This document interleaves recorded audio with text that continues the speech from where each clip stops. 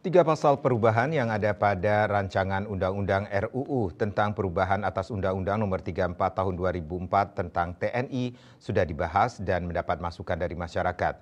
Hal itu disampaikan Ketua DPR RI Puan Maharani.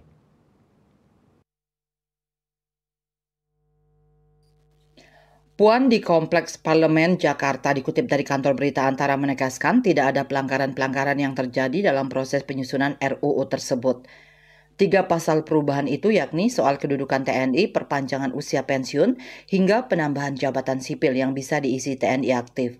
Dia pun beranggapan bahwa sistem duifungsi di TNI tidak akan bangkit melalui RUU tersebut. Menurut dia, Panja Komisi 1 DPR RI pun sudah memaparkan perubahan-perubahan yang dimaksud. Menurut dia, RUU tersebut mengatur 15 jabatan sipil yang bisa diisi oleh TNI aktif. Namun jika bukan 15 lembaga atau bidang jabatan sipil itu, TNI aktif harus mundur atau pensiun jika ingin mengisi jabatan. Sebelumnya, Ketua Komisi 1 DPR RI, Utut Adianto pun menyatakan bahwa pembahasan RUU itu sudah mendengar masukan dari berbagai pihak, mulai dari pakar, akademisi, purnawirawan TNI, hingga lembaga swadaya masyarakat. Bali Post melaporkan.